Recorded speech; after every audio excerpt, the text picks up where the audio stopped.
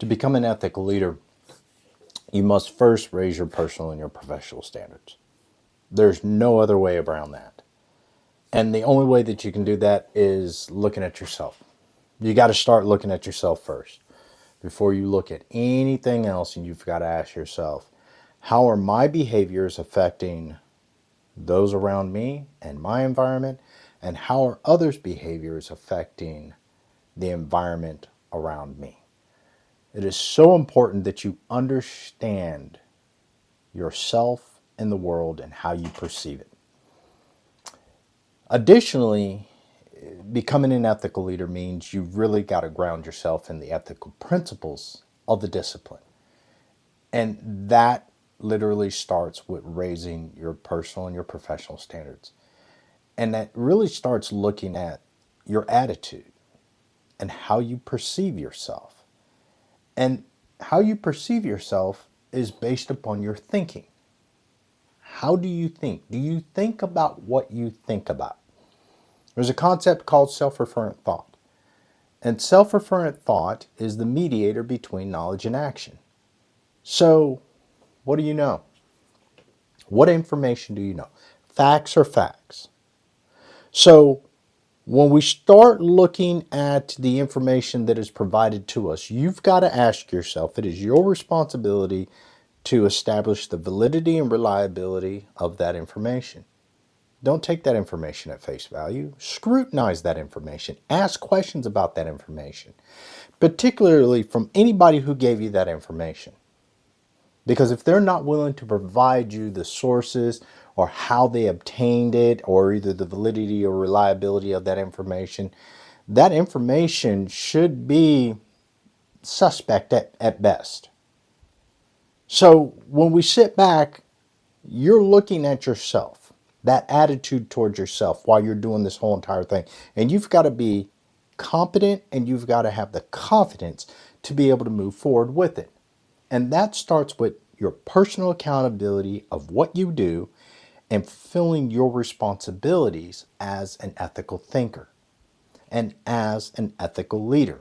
You've got to move beyond the simple aspect of just being a leader.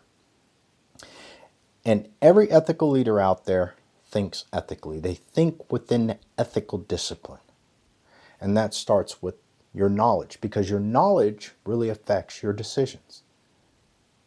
And it also guides your choices throughout your decision-making process on how you implement those decisions. And when you implement these decisions, there's going to be emotions that are going to be tied to that, because knowledge just simply isn't enough.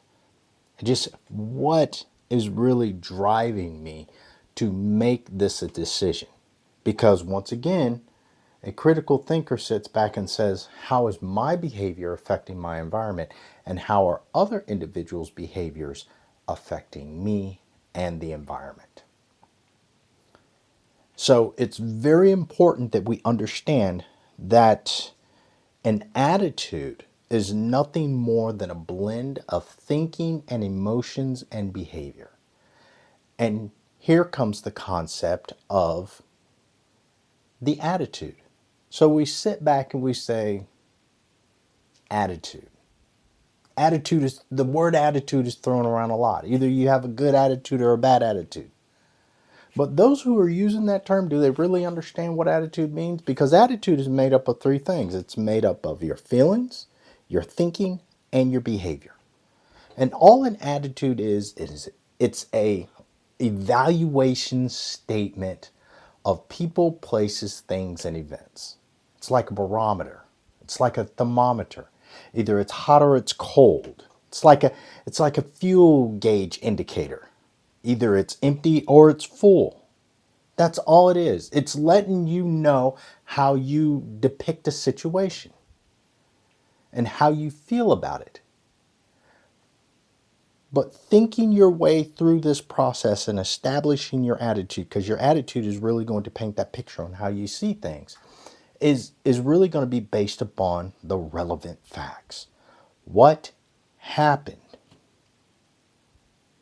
What were the naturally occurring observable events? Because the key is not to lie to yourself on what actually happened. That's the key right there, is not to lie yourself and to tell yourself the truth of what the facts are, and to really control and identify, to acknowledge, to assess, to evaluate, and to improve your egocentric, self-deceptive thinking. Because your brain is like a radar and it's bringing in all kinds of signals, and it's processing these signals in a non-critical manner, non-critical thinking manner, or either it's doing it through a critical thinking process. And it's really important to understand that critical thinking is based upon standards and elements. It's establishing a baseline of knowledge of, how do I judge this situation? Because when you do that, it's going to be emotionally driven. You may see something that you like or either you don't like. And that is a feeling, that's an emotion. Or either you may see something that causes, you may see somebody who's hurting, who's sad. Maybe their parent, maybe a loved one just passed away or either is sick.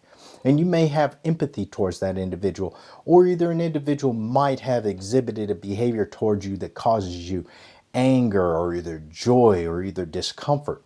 You have to be aware of those feelings and where those feelings are coming from. They're coming from an event, a person, a place, or a thing, and you have to think about it. You'd be like, should I lash out at this individual? What are the consequences of me verbally expressing my discomfort towards this individual? Or do you make the choice of just simply looking at the individual and just saying, hey man, stop, thinking your way through it? Or do you get angry and you bang on your desk, or either you throw something? See, you really have to understand your attitude and how it really affects the environment around you, because the only thing that you can control is your thinking and your behavior. You can control those two things. When you start looking at emotion, you need to be aware of those emotions. One of the key aspects of becoming an ethical leader is understanding your attitude and how it affects you as being an ethical leader. So the very first thing that I would like to establish is a common understanding of what an ethical leader is. And the most common definition of ethical leader says this: it's a demonstration of normatively acceptable, appropriate conduct through you. And that's with your interpersonal relationships, two-way effective communication, moral decision making, and reinforcement of standards. Moral decision making, let's back up on that one. Moral decision making is being able to discern the difference between what's right and wrong.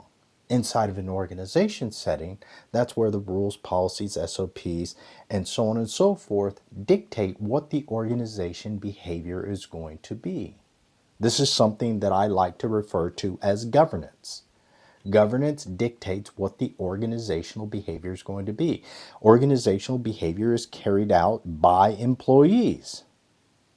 So when you have leaders that are making decisions that are based upon governance, and they are giving guidance out and they're referencing the guidance, you know that that knowledge has validity to it and it's reliable.